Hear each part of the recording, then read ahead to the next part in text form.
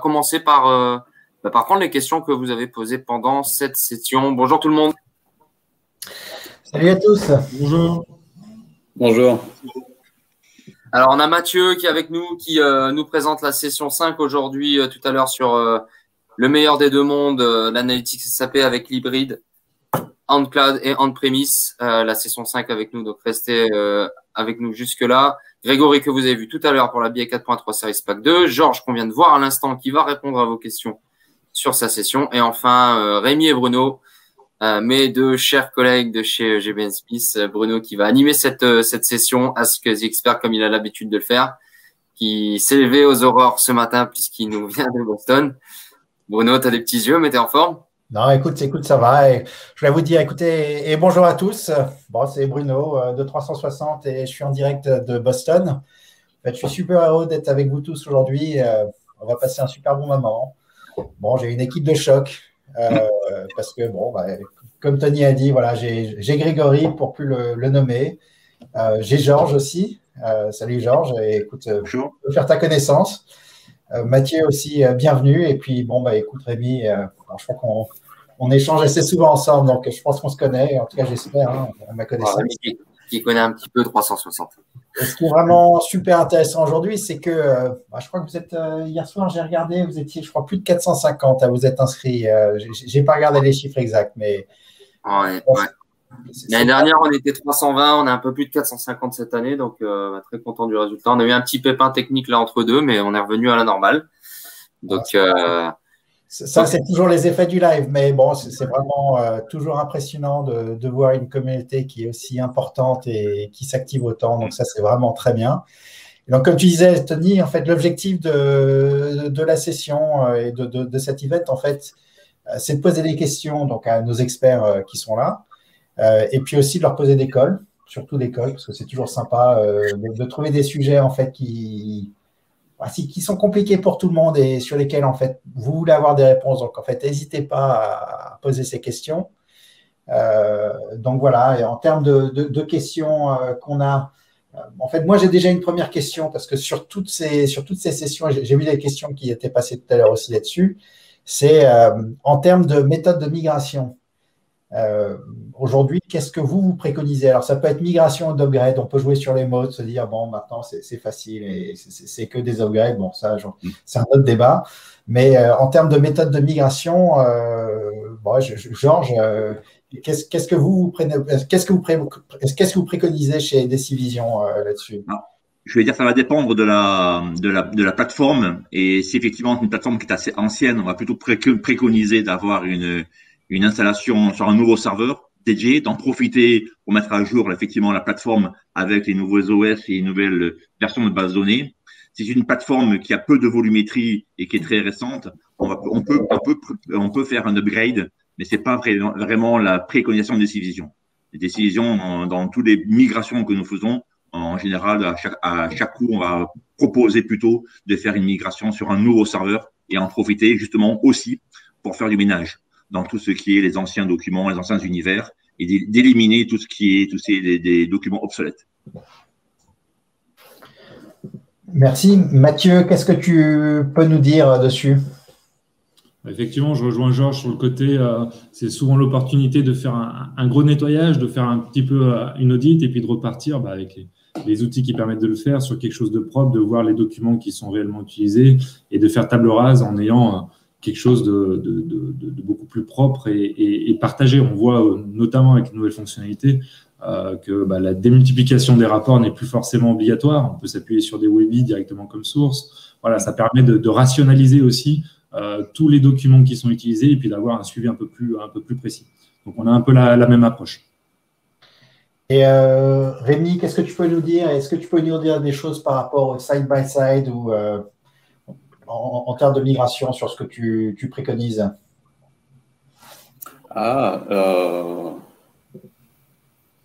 Mais préco, ouais, non. En général, migration, c'est en effet vraiment l'opportunité de remettre à jour tous les paliers techniques. C'est pour ça que je rejoins ce que disait Georges.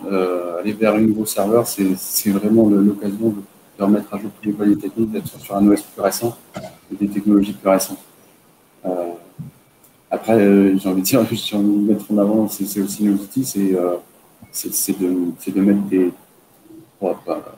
mettre des sauvegardes en place qui soient plus souples, qui soient plus intéressantes pour tout simplement soit faire des retours arrière, soit faire soit complémenter avec nos outils là, le process de migration. Mais je vais revenir sur ce que dit Georges. En effet, on va en général plutôt préconiser de nouvelles machines, sauf si on est sur quelque chose de très récent. Et aussi faire le point évidemment avec tout ce qui est obsolète. Je trouve que les migrations sont vraiment les opportunités pour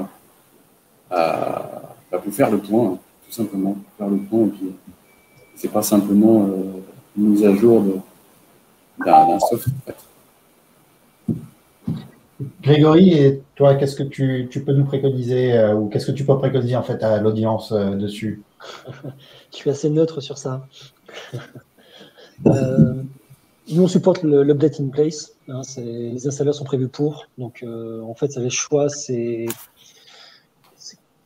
à la main de l'utilisateur, enfin plutôt de la compagnie. Il est vrai que l'update in place est peut-être plus rapide. Si vous évitez de refaire, de recalculer et de refaire un sizing et d'avoir de nouvelles machines, c'est possible. Voilà, nous, on supporte. Cependant, je rejoins ce qu'a dit Georges, Mathieu et également Rémi, savoir que faire du side-by-side, c'est peut-être l'occasion opportune de faire peut-être du nettoyage un petit peu et de partir sur des OS peut-être plus récents, d'être un peu moins disruptif, sachant que vous pouvez étalonner votre upgrade, commencer par les documents, vérifier que tout va bien, etc., etc.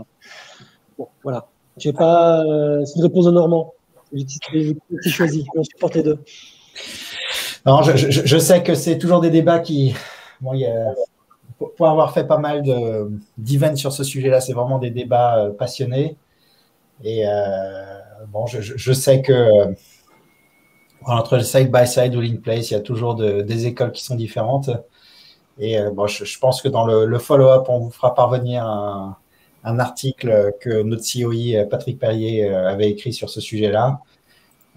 Et bon, je crois qu'aujourd'hui, on a entre 500 et 600 clients et bon, on a accompagné beaucoup de clients sur ce type de problématique-là. Et écoutez, cet article-là vous partagera en fait les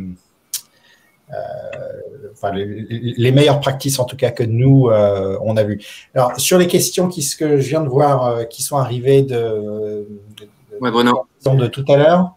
Ouais, on a quitté la session précédente sans répondre aux questions. Alors merci pour cette entrée en matière. Et effectivement, je vais faire écho à ce que disait Joachim.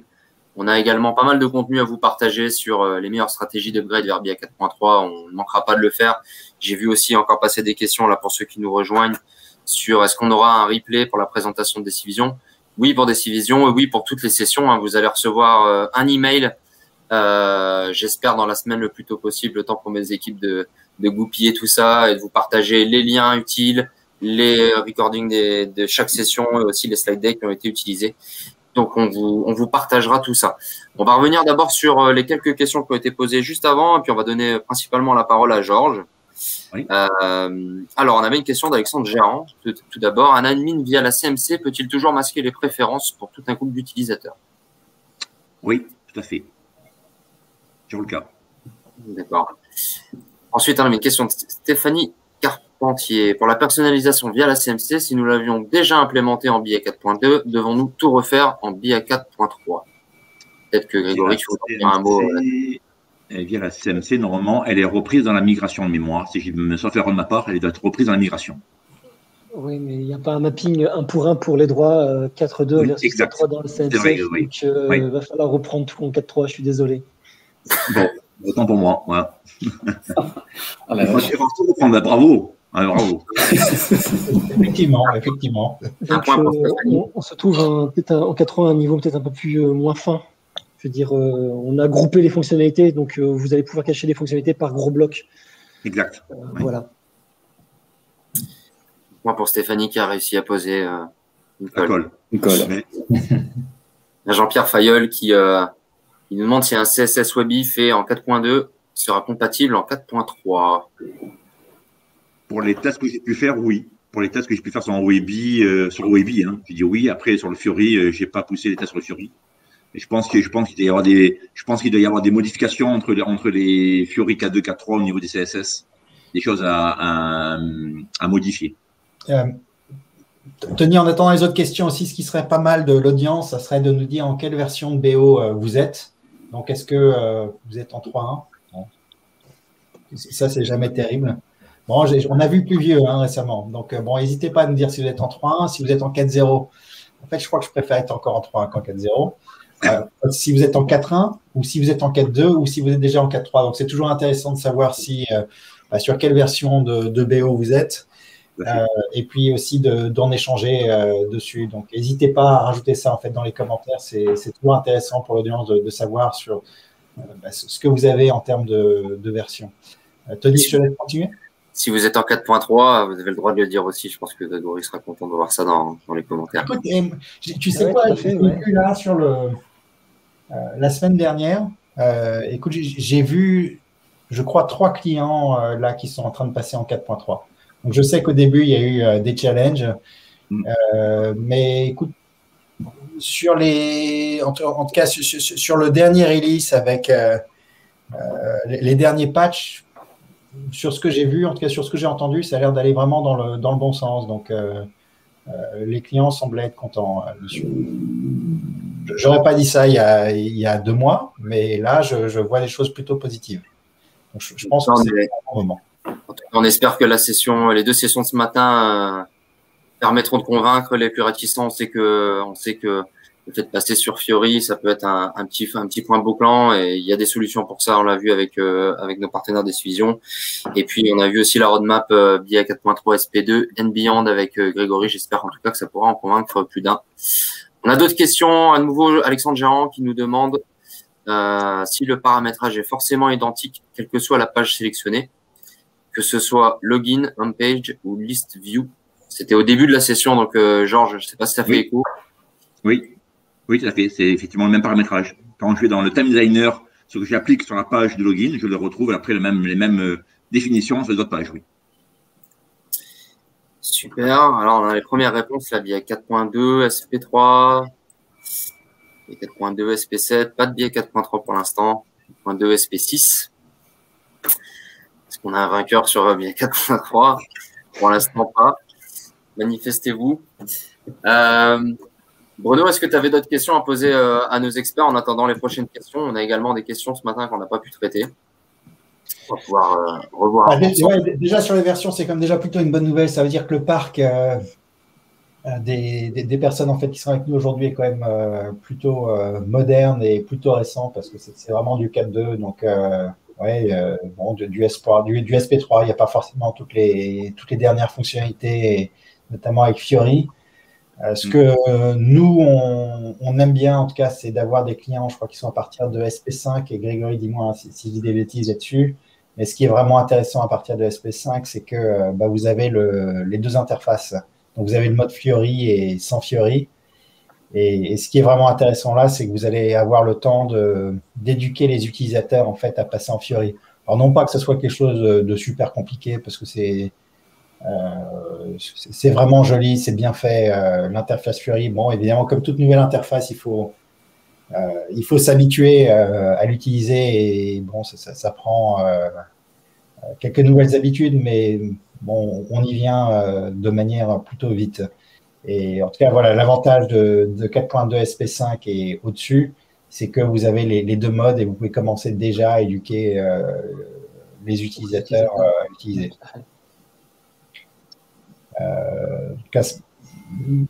C'est vraiment un gros avantage. Bon, je vois aussi là, il y a du SP7 et du SP8.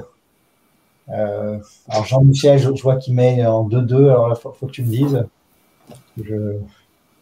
J'ai peut-être une idée, mais j'espère pas. C'était un requêteur SQL peut-être. C'est tout à fait possible que ça soit ça. Après, en termes de… moi j'ai d'autres questions en fait à vous poser le temps que de nouvelles questions arrivent dessus.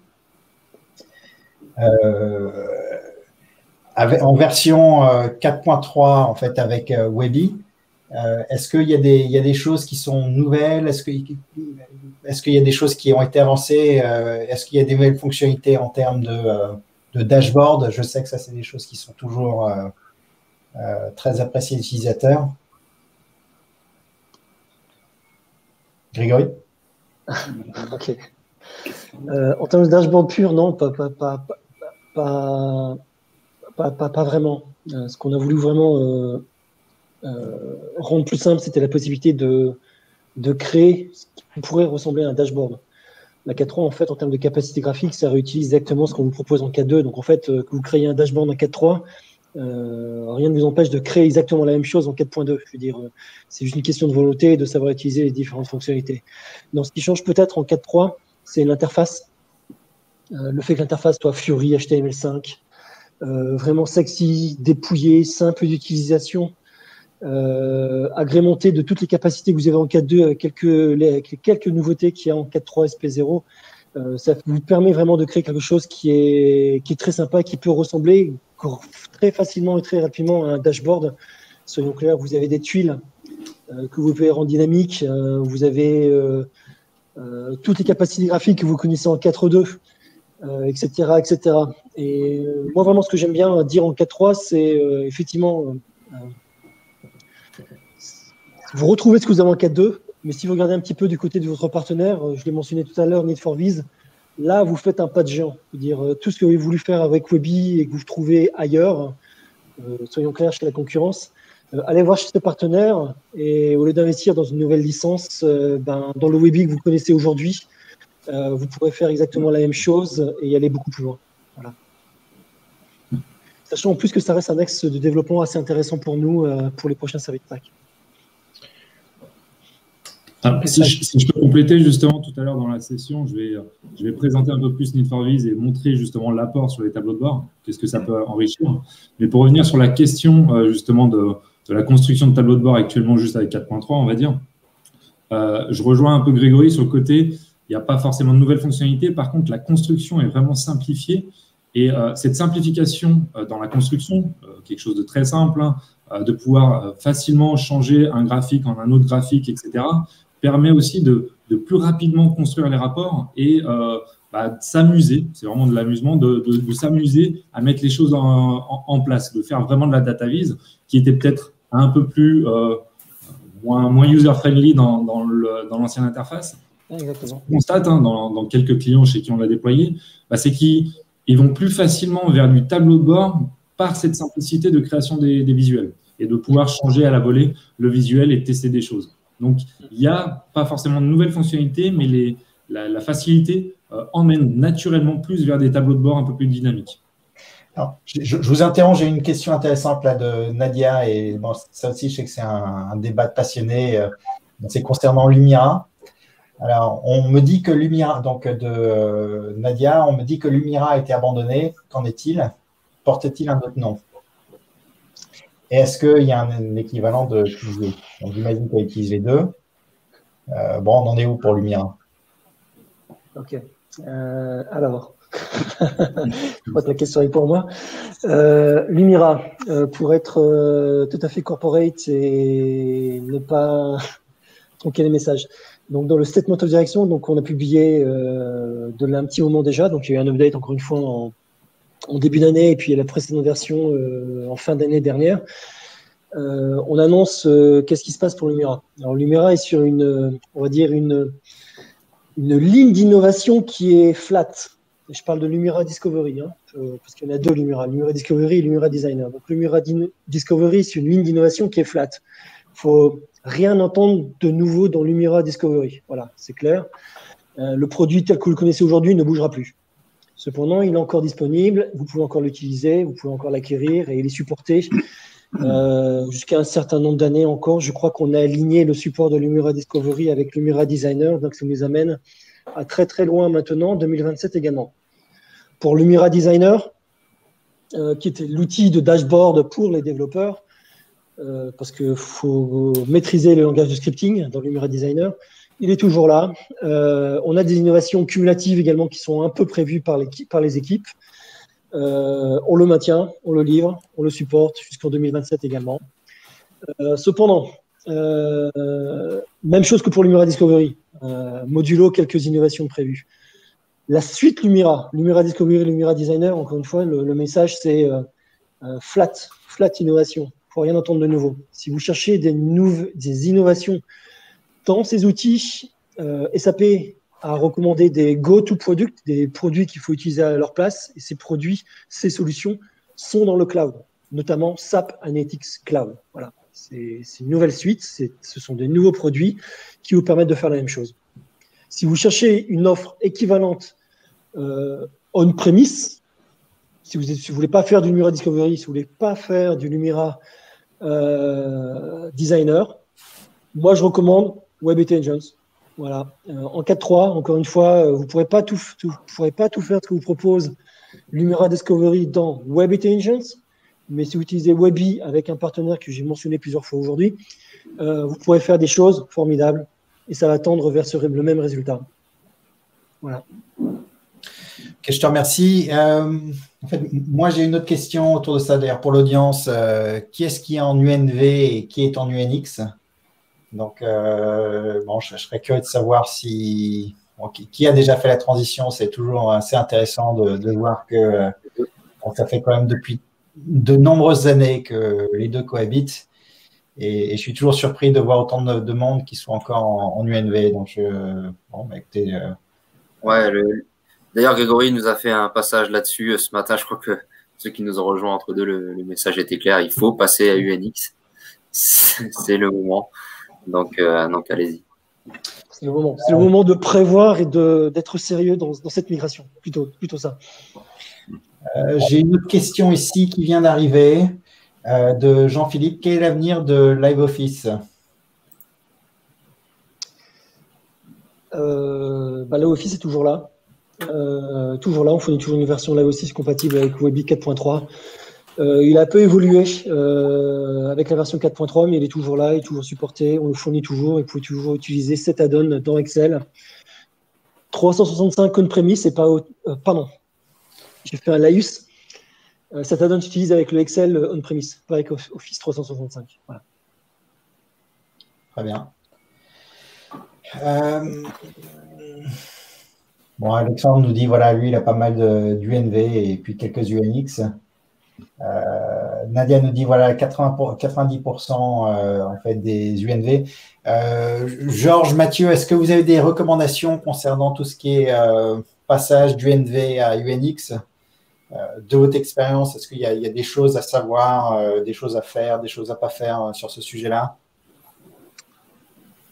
Oui, il y a eu quelques recommandations, notamment de la part de SAP, au niveau de la volumétrie dans les gros univers de type UNV. La conversion vers les UNX peut poser problème et parfois il faut la découper en plusieurs petits UNV plutôt.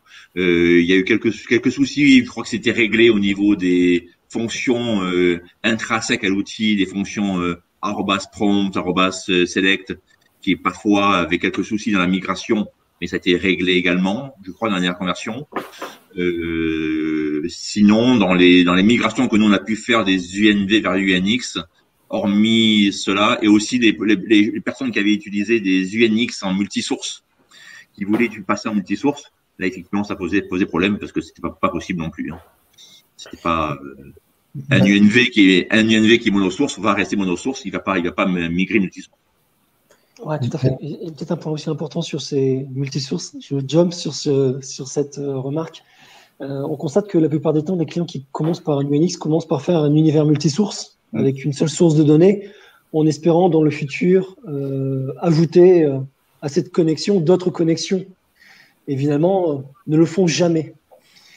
C'est dommage parce que vous pouvez payer cela en termes de performance, en termes de refresh, que si vous avez fait dès le départ un univers single source SSU.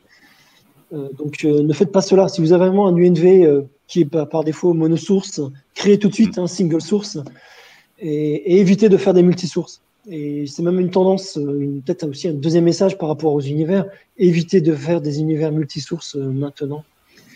On a des clients qui ont essayé, qui ont pu résoudre quelques cas d'usage.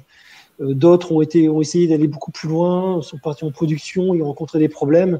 Et ce qu'on constate à la date d'aujourd'hui, pour des clients qui sont partis en production avec des multisources, pour un vrai cas d'usage multisource, je ne sais pas, une connexion qui pointe vers Oracle et une deuxième connexion qui pointe vers autre chose, c'est un peu difficile actuellement. Cette zone fonctionnelle est difficile pour nous à maintenir. Voilà, le message, c'est cette zone fonctionnelle, les univers multisources, est difficile, compliqué à maintenir.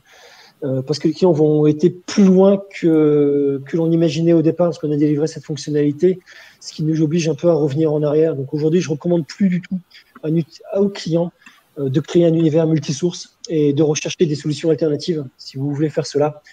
Descendez cette jointure entre différents types de données au niveau de la base de données dans votre Data Warehouse.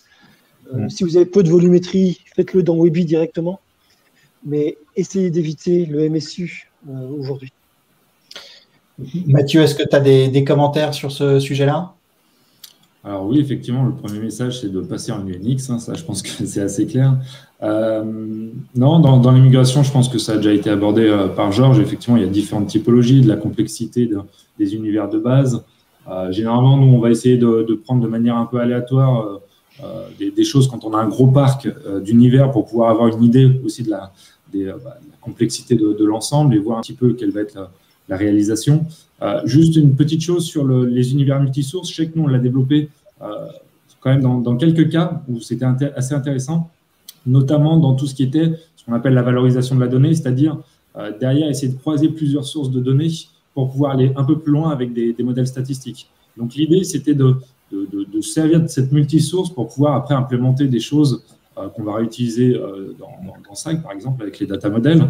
Mais voilà, essayer de croiser ces données au niveau de l'univers pour pouvoir vraiment gérer toutes les jointures et pour avoir quelque chose de consolidé, parce qu'on a souvent des sources de données Excel encore, enfin un fichier plat généralement. Donc ça s'y prête très bien dans ce cas-là, quoi. Ouais, ça c'est très intéressant ce que tu disais. Rémi, avec 360, qu'est-ce que tu peux dire sur le repointage?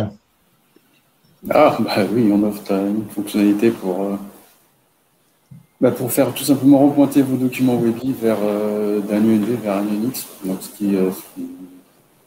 oui, peut-être faire les choses manuellement.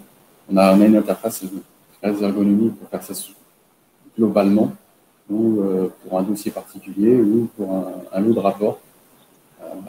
On apporte beaucoup de souplesse là-dessus. C'est vraiment la tâche en tâche de fond complètement automatisée. Bon, on a une autre question qui est arrivée. Est-ce qu'il y a la possibilité d'interagir entre Webi et du Python? En fait, elle est arrivée 2 fois, cette question d'ailleurs. Python. Pas à ma connaissance, non. Oui.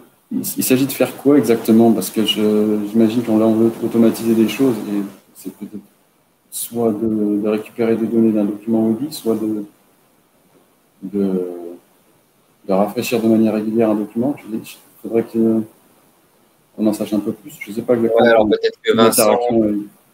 peut-être que Vincent et MH peuvent préciser la question. On la reprendra peut-être après.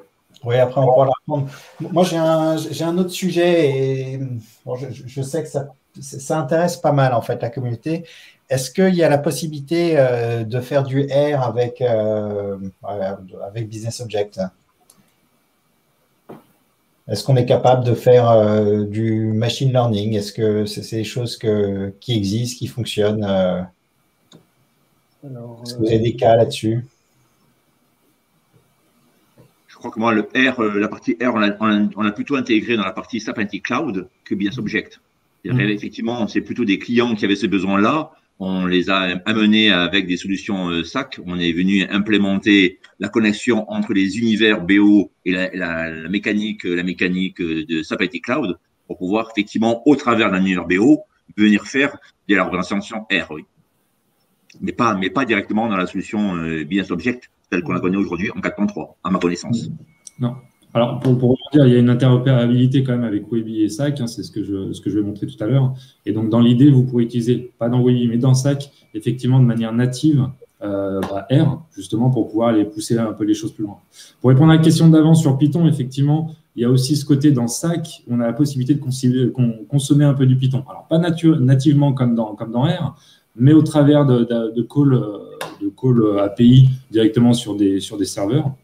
Donc ça, c'est une première chose qu'on a déjà déployée qui marche très bien.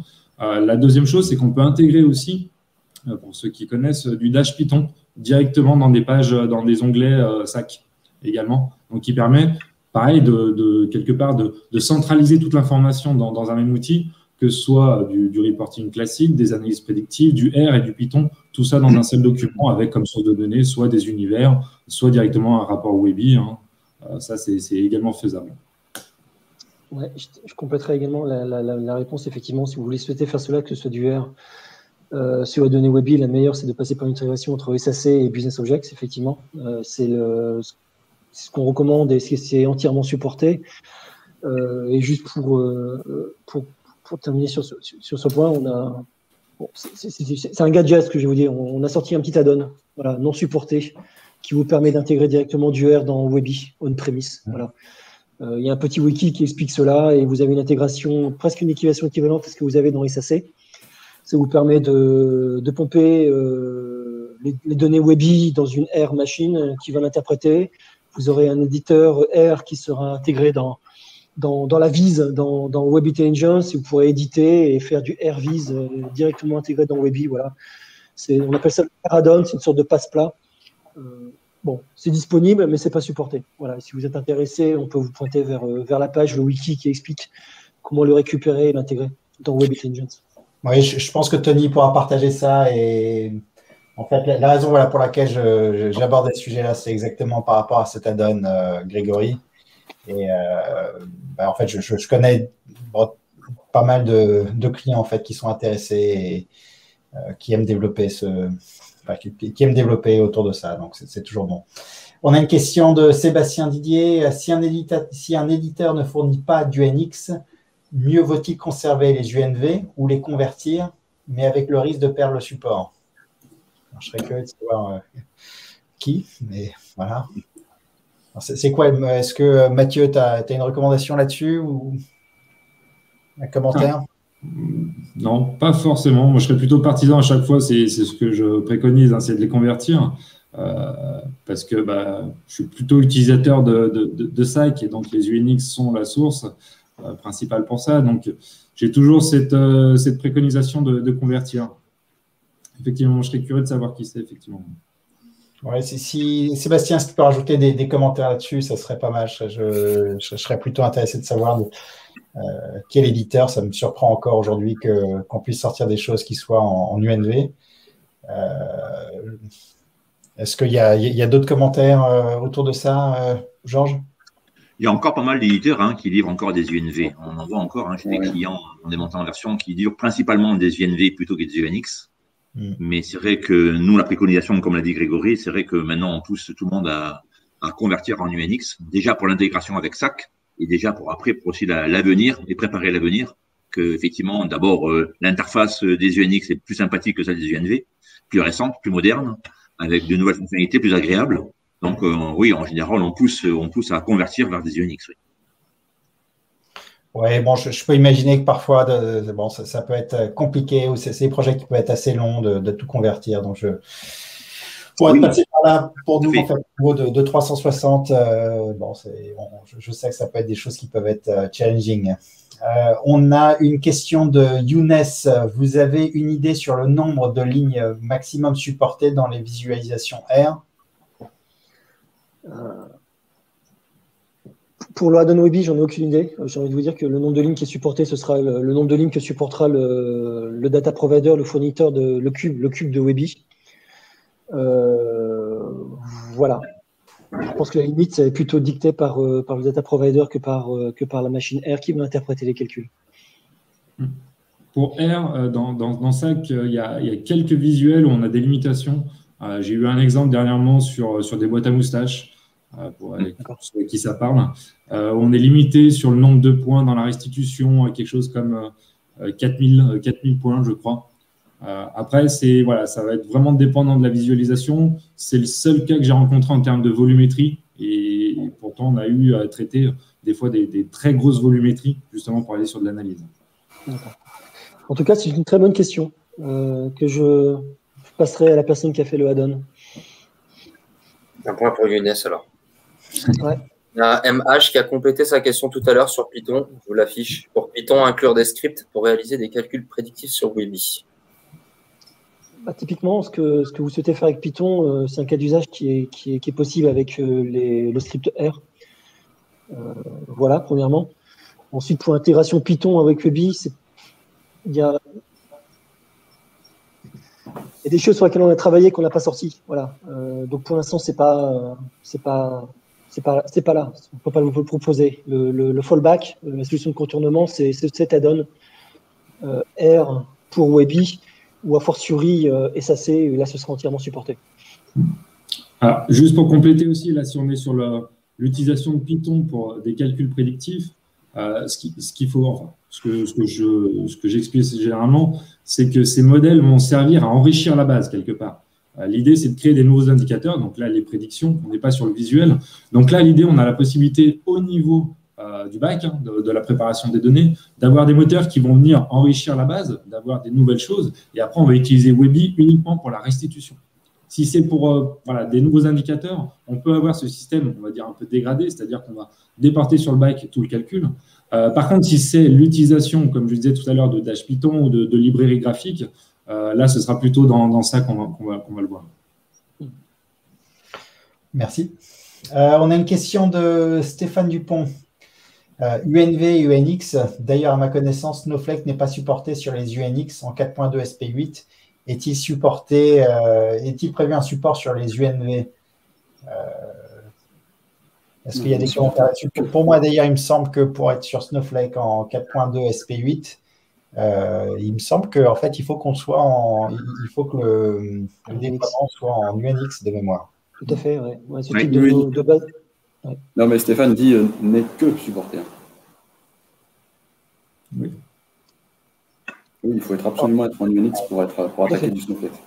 Yes.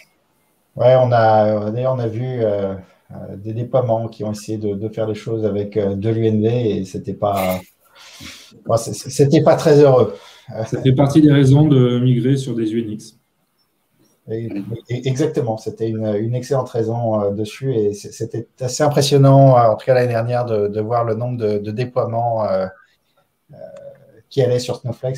On était assez surpris de voir la popularité de Snowflake.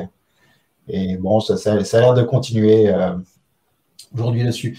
On a pas mal de commentaires de Nadia, de David, en fait, au niveau de tout ce qui est UNV, UNX.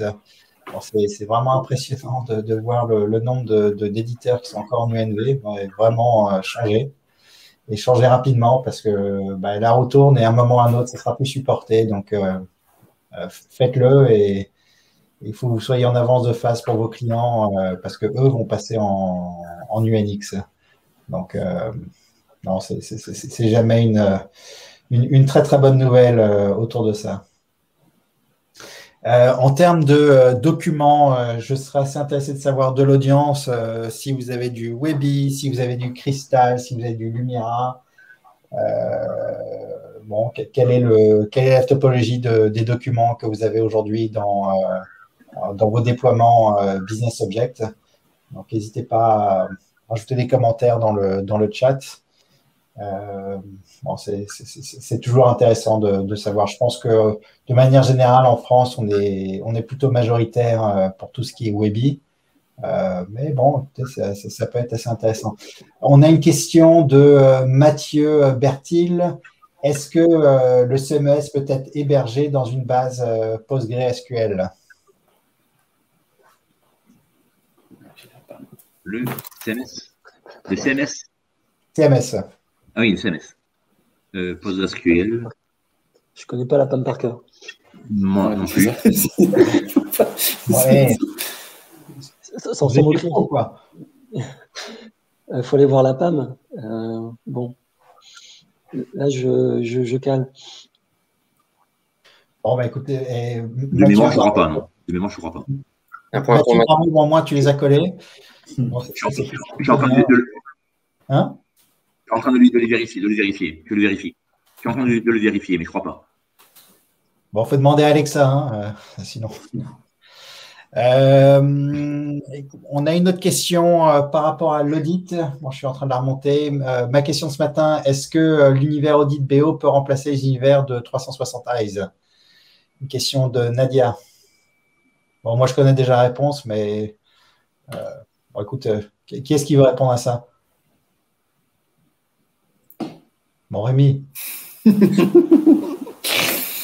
Bah, l'univers Eyes, c'est un peu plus que l'audit quand même.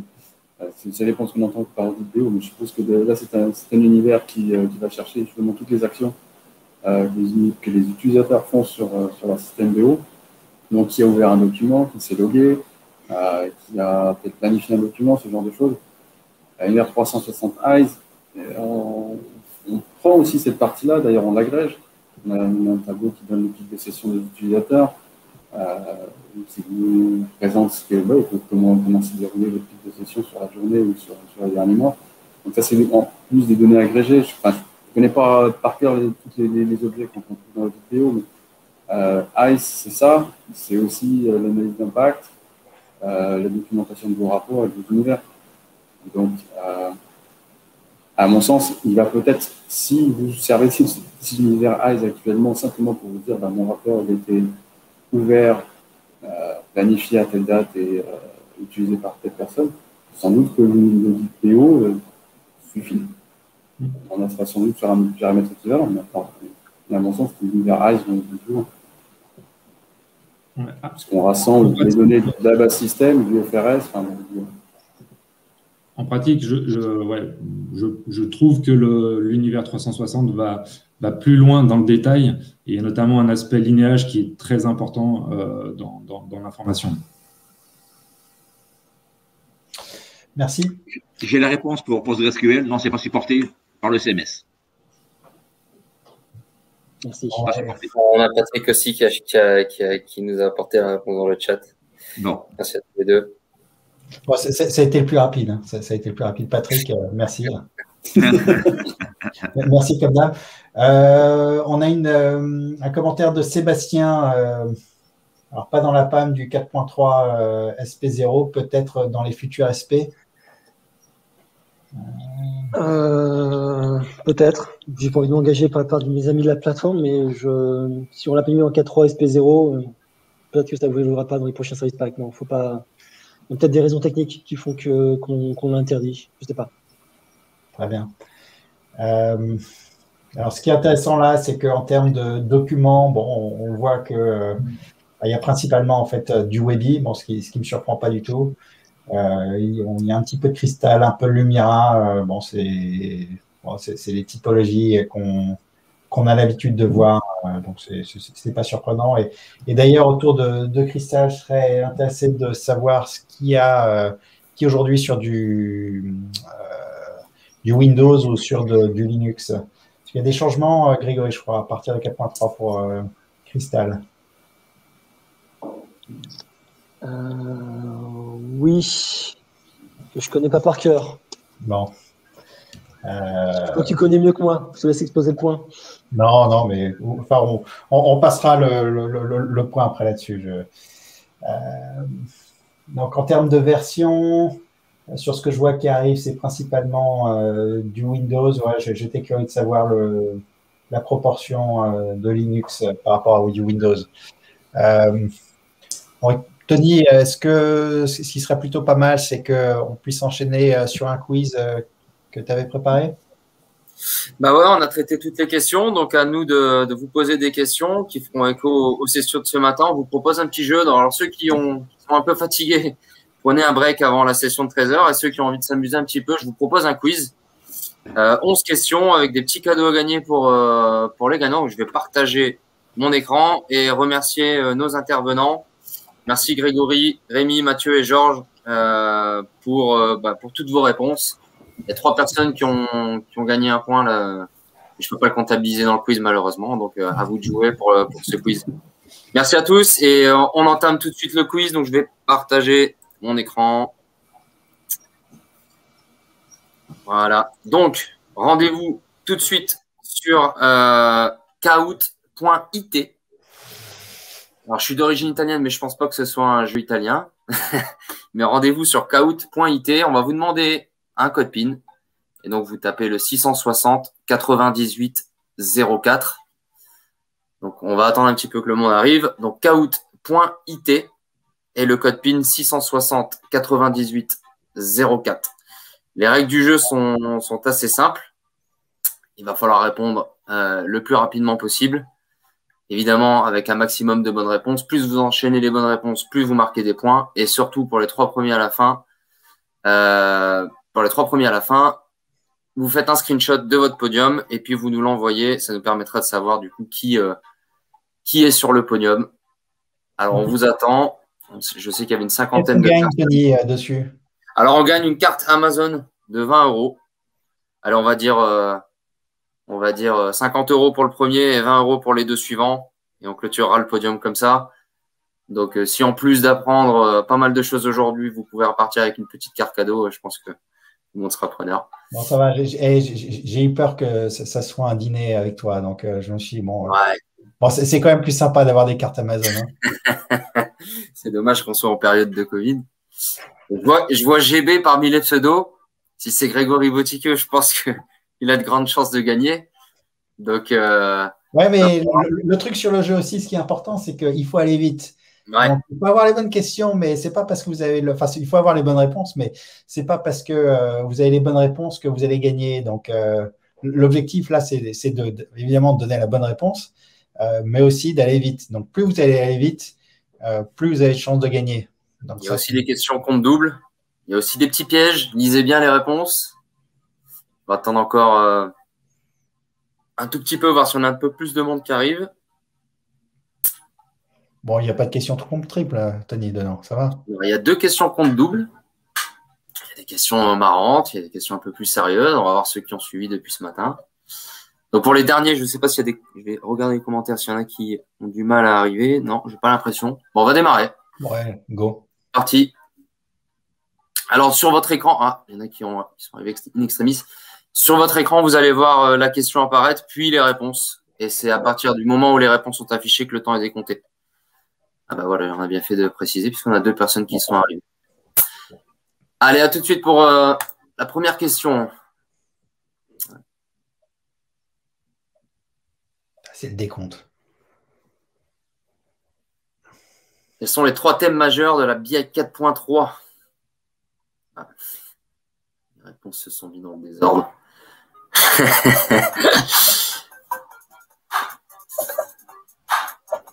Donc, on avait 17 joueurs. Hein, donc, à partir du moment où les 17 ont répondu, le décompte s'arrête. Sinon, on va jusqu'au bout. Tony, c'est le département marketing qui a fait la musique, là ou...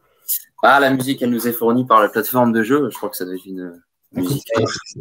C'est quand même vachement moderne. Hein, à préciser. Alors, on a 9 bonnes réponses et 6 mauvaises réponses. Il y avait un petit piège dans la réponse jaune. La réponse C, expérience utilisateur, expérience client, expérience consommateur. Non, ce ne sont pas les thèmes de la BI 4.3. J'espère que Grégory, tu ne t'es pas trompé. C'est bien l'hybride, l'expérience utilisateur et enterprise readiness, avec notamment 2 thèmes qu'on voit aujourd'hui. La partie hybride qu'on verra en session 5 avec Sinovate. Et la partie, on va dire, expérience utilisateur qu'on a vu avec Decivision sur le Fiori Launchpad. Le classement qui va s'afficher en direct. On a une top qui s'est faufilée sur le podium. Franck, je ne sais pas si tu peux gagner la carte cadeau, ça je sais pas. En tout cas, pour l'instant, Franck qui marque un point, suivi de Beer et Stéphanie C. J'imagine que c'est Stéphanie Couder. Question 2. Si c'est Guinness, ça va. Hein, ça va. Voilà. En quelle année a été fondé Business Objects ? Tout à l'heure, on avait Monsieur Cambo parmi nous. Je pense qu'il saura répondre à cette question s'il est toujours là. Ouais, ça c'est sûr. Bon, 94, 98, 90 ou 2002. Bon, 98, on sait tout ce qu'on faisait. Beaucoup de mauvaises réponses. Et la bonne réponse était 1990. Il y en a beaucoup qui ont répondu 94, mais c'était bien 1990. Business Objects qui avait été fondé par Denis Père et Bernard Liotto notamment. Denis Père qui, on est très fiers d'avoir Denis Père à notre board. chez G. Ben Smith. Et Franck, t'es pas assez ancien chez Business Objects pour avoir la bonne réponse. Et donc, Beer qui prend la tête, suivi de Pat et Matt. Question 3. L'une des propositions est fausse. Laquelle? 368 support SharePoint Online. Appris à Superman comment voler. Fonctionnalité d'analyse d'impact ou une méthodologie reconnue de migration upgrade. Vous êtes quand même vachement créatifs, les gars, quand même, hein, pour Superman. Je ne sais pas qui a sorti celle-là. Vraiment, bon, je sais pourquoi vous faites du marketing. Moi, je pense que c'est toi, Bruno. Écoute, je ne suis pas sûr du coup, hein, mais bon, écoute, il y aura peut-être quelqu'un qui va le mettre. Alors, je ne sais pas si c'est volontaire pour nous taquiner. C'est pas mal du tout, c'est pas mal du tout. Écoute, moi, je suis tout à fait d'accord. Tu vois, du coup, celle-là, on devrait rajouter des points en plus. C'est réponse compte double et c'est pas mal. Alors, pour la prochaine fois, on ne sera pas à côté. Quand la réponse compte double, d'ailleurs, c'est notifié quand on ouvre la question. Les questions sont dans le désordre, donc je ne peux pas le savoir à l'avance. Beer qui prend la tête, qui est sur un rush. Juste un rappel, on ne saura pas faire le lien entre Beer et la personne réelle pour vous contacter derrière pour les cadeaux. Donc, prenez bien le screenshot du podium à la fin si vous êtes sur le podium. Question 4. Vrai ou faux? SAP BI 4.3 SP2, Google Drive sera une nouvelle source de données. Ah là, ça répond vite. On voit ceux qui ont participé à la première session ce matin avec Grégory.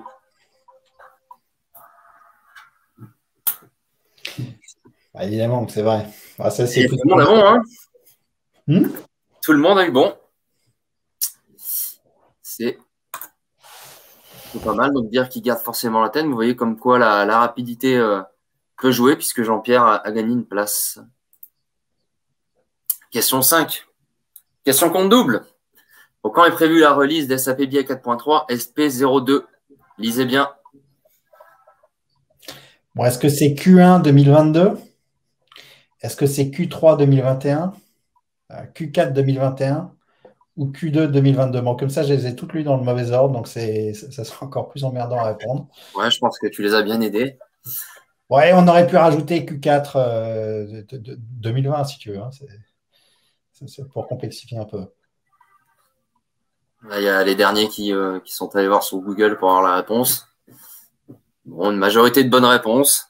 Donc, une majorité de personnes qui étaient là ce matin dans la session de Grégory. On enchaîne. Beer qui garde la tête, suivi de Pat et Jean-Pierre. Question 6. Combien de participants se sont inscrits à l'événement d'aujourd'hui? On l'a dit plusieurs fois. Est-ce que c'est 50? Est-ce que c'est 100? Est-ce que c'est 200? Est-ce que c'est 450? Je n'ai pas été à voir ce matin les chiffres. C'était hier soir, j'avais vu 450. Tu viens de donner la réponse, Bruno. Ouais. C'est pas grave. Évidemment, on était un petit peu au-dessus de 450. Alors, peut-être ceux qui ont répondu 50, c'est qu'on était une cinquantaine à suivre la troisième session aujourd'hui. Peut-être ceci explique cela. On était une centaine ce matin. Donc, on était bien 450 inscrits, 100 de plus que l'année dernière. Continuez à nous suivre sur les réseaux puisqu'on anime très régulièrement des événements de ce type. Et on espère à chaque fois avoir de bons feedbacks. Question 7, qui compte double. En matière d'upgrade, laquelle de ces propositions est vraie? Alors là, vous avez un peu de temps. Lisez bien. Laquelle de ces propositions est vraie? Donc, il y en a trois fois. Side by Side est super car vous n'avez pas besoin de nouveaux serveurs. Sur place, c'est facile car vous pouvez tester vos prods vs vos devs. Side by Side vous permet de prendre votre temps et de tester ce qu'il faut. Installer 4.3 par-dessus 4X ne demande pas de travail supplémentaire. Et ouais, et donc c'était la réponse. Side by Side vous permet de prendre votre temps et de tester tout ce qu'il faut. Et je ne vais pas trop m'attarder sur cette question parce qu'il est déjà 13h. On va finir le quiz. Mais ça va être notamment abordé par Patrick et Loïc dans la session juste après. Alors, du coup, Beer, ouais. Beer, je me demande si c'est pas Patrick Perrier. Beer, c'est possible. Hein. Beer, Perrier, c'est bon. Ouais, c'est possible. C'est possible. Suivi de Pat et toujours Jean-Pierre, donc un podium qui ne bouge pas. On continue. Question 8. Laquelle des propositions suivantes ne fait pas partie de la méthodologie d'upgrade de 368? Un indice affiché à l'écran. Je ne sais pas si vous avez besoin d'indices. Préparez, go live, testez ou appelez Patrick et Loïc sur la session 4. Écoute, moi j'aime bien appeler Patrick et Loïc et à mon avis, il faut les appeler en fait. Je pense qu'ils seront toujours ravis de répondre dans ces cas-là. Donc en fait, ce que vous voyez là, c'est une méthodologie qu'on a mis en place déjà il y a quelques années, qu'on a fait évoluer dans le temps, qui est les différentes étapes pour faire vos migrations et upgrader. D'ailleurs, j'appelle Patrick et Loïc à nous rejoindre dans le backstage. Je ne les vois pas là actuellement, puisqu'ils vont enchaîner directement. Alex qui monte sur le podium. Je ne sais pas qui est Alex. Félicitations. On enchaîne. Plus que 3 questions. 368 est désormais disponible pour tableau, vrai ou faux? Alors moi, je connais la réponse aussi. Moi aussi, j'espère voir un maximum de bonnes réponses. Alors, on a les deux tiers. Bon, c'est pas mal. Les deux tiers qui sont au courant. Pour les autres, Bruno, est-ce que tu veux en toucher un mot? Oui, en fait, on a présenté une nouvelle solution en fin d'année dernière, en fait, qui permet de faire des tests donc sur Tableau qui sont des tests de performance, des tests de fonctionnalité et des tests de régression et qui permettent de faire des upgrades plus rapides et surtout d'automatiser en fait avec l'intégration de ces tests-là dans un CI/CD pipeline. Ouais, un produit qui connaît un franc succès quand même dans la communauté Tableau. Donc, pour ceux qui ne le connaissent pas encore, si vous avez du Tableau, si vous êtes soucieux de la qualité de vos données et de l'expérience utilisateur, n'hésitez pas à nous contacter pour en savoir un peu plus. Alors, voyons les bonnes réponses. Toujours Beer et Pat et Alex sur le podium. Plus que 2 questions. Laquelle des propositions suivantes est fausse concernant 368? Alors, 368 peut analyser vos métadonnées. 368 peut mettre à jour en masse les connexions de vos Webby UNV vers UNX. 368 peut automatiser vos tests de régression. 368 peut préparer votre lunch. Je pense que c'est assez facile, ce coup. Ouais, je ne suis pas sûr. Hein. Je suis pas sûr. Peut-être qu'il faut… Éventuellement, pour le lunch, on peut avoir Tony. Il a aussi des talents cachés de cuisinier. Hein. Bon, pas voilà. de taquinerie sur cette question. Attendez, peut-être d'avoir… J'ai une autre réponse, mais ouais.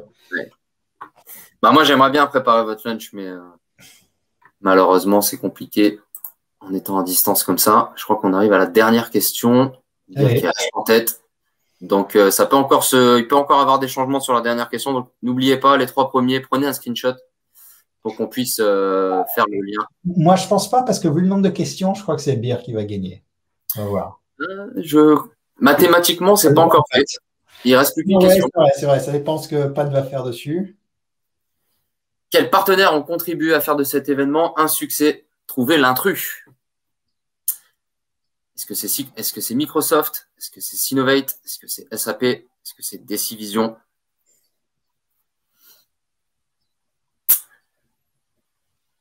Pour cette dernière question qui était plutôt une question… Est-ce que quelqu'un va mettre SAP dessus? Comment? Est-ce que quelqu'un va mettre SAP dessus? Non. 2 mauvaises réponses, mais qui ne concernent pas SAP, qui concernent Sinovate et Decivision. J'en profite à nouveau pour les remercier pour leur participation. Decivision qui nous a fait une très belle session sur le Fiori Launchpad tout à l'heure.